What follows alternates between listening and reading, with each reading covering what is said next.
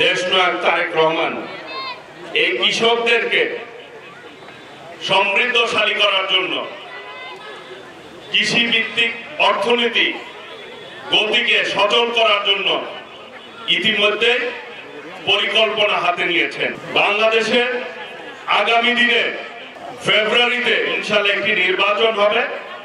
সেই নির্বাচনের মধ্য দিয়ে আল্লাহ রাব্বুল আলামিন যদি বিএনপিকে রাষ্ট্রীয় ক্ষমতায় আনে, দেশ পরিচালনার দায়িত্ব দেয়, দেশনায়ক তারেক রহমান ঘোষণা করেছেন প্রত্যেক বাড়িতে এক কৃষকদেরকে ফার্মার্স কার্ড দিবেন, কৃষি কার্ড দিবেন। সেই কার্ডের মাধ্যমে কৃষকরা তাদের শস্য ফলাতে যে উপকরণ লাগে, সার, বীজ, কীটনাশক, যেরকম কৃষিবিদরা আজকে আপনাদেরকে কৃষি উপকরণ দিচ্ছেন, বীজ দিচ্ছেন, শস্য বীজ দিচ্ছেন, ধানের বীজ দিচ্ছেন, শাকের বীজ দিচ্ছেন, এইরকম করে আপনাদেরকে সহযোগিতা দেওয়া হবে।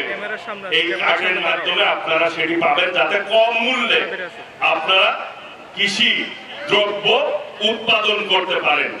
আবার সেটি ভোক্তার কাছে পৌঁছানোর জন্য পদক্ষেপ নেবেন, তখন ওই কার্ডটি প্রয়োজন হবে, যাতে করে সঠিক মূল্য আপনারা পান।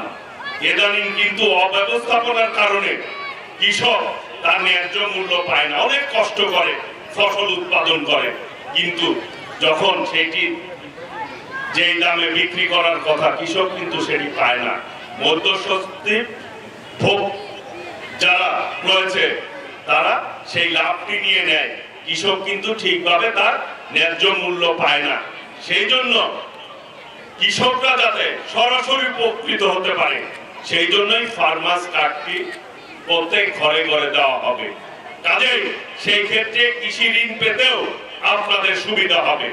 আগামী দিনে অর্থনীতি যাতে এই দেশের মূল চালিকা শক্তি হয়, কৃষকদের মাধ্যমে সমৃদ্ধশালী হয়, সেই পদক্ষেপ আল্লাহর রহমতে বিএনপি নিবে, যেটি ইতিমধ্যেই দেশনায়ক তারেক রহমান ঘোষণা দিয়েছেন, বিএনপি ঘোষণা দিয়েছেন, কৃষক বাঁচলে দেশ বাঁচবে।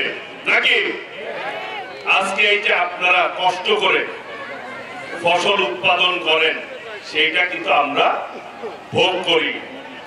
কাজেই সেই জন্যই আজকে কৃষকদের বাঁচিয়ে রাখতে হবে। কৃষক যদি বেঁচে থাকে তাহলে দেশ ভালোভাবে চলবে, দেশের অর্থনীতি ভালো চলবে। কারণ এই কৃষক নির্ভরশীল দেশ আমাদের। এক সময় কিন্তু অধিকাংশ মানুষ কৃষি কাজ করত, তাই না? আজকে সেই কৃষকদেরকে কাজে লাগাতে হবে, কৃষকদেরকে সহযোগিতা করতে হবে। বিএনপি সবসময় কৃষি বান্ধব দল। শহীদ রাষ্ট্রপতি জিয়াউর রহমান আজকের যে ইরিগেশন প্রজেক্ট, এটির মূল অবদানকার শহীদ রাষ্ট্রপতি জিয়াউর রহমান। আজকে বাংলাদেশ যে খাদ্য স্বয়ংসম্পূর্ণ হয়েছে, সেটির মূল অবদান রেখেছেন শহীদ রাষ্ট্রপতি জিয়াউর রহমান। দেশনায়ক তারেক রহমান ঘোষণা দিয়েছেন আগামী দিনে শহীদ রাষ্ট্রপতি জিয়াউর রহমান যে খাল খনন কর্মসূচি নিয়েছিলেন, সেটি পুনরায় বিএনপি যদি আগামী দিকে নিয়ে আপনাদের ভোটে নির্বাচিত হতে পারে, বিএনপি আবার খাল খনন কর্মসূচি পালন করবে। কারণ এই খাল খননের মধ্য দিয়ে সেচের ব্যবস্থা হয়। আমরা শুষ্ক মৌসুমে ঠিকভাবে পানি পাই না, আর বর্ষা মৌসুমে আমাদের পার্শ্ববর্তী দেশ ফারাক্কা বাঁধ দিয়ে সেই পানি ছেড়ে দেয়, বন্যায় আমরা তলিয়ে যাই। আবার খরা মৌসুমে আমরা পানি পাই না। পানি যাতে খালে ধরে রাখতে পারি, সেই ব্যবস্থা বিএনপি আগামী দিনে করবে। প্রিয় ভাইরা, এই গণাশী মার্কেট, এই জায়গায় এই মাঠে বিগত দিনে গরুর হাট হতো। কৃষকরা, আশপাশের কৃষকরা তাদের গরু নিয়ে এখানে হাট বসাতো। এইবার সেটি আপনারা করতে পারেন নাই। এখানে গোরস্থান, মাদ্রাসা, ইতিমখানা, মসজিদ এইগুলি এই হাটের যে ইনকাম হাসিল হয়, হাসিলের মাধ্যমে এটি পরিচালিত হয়।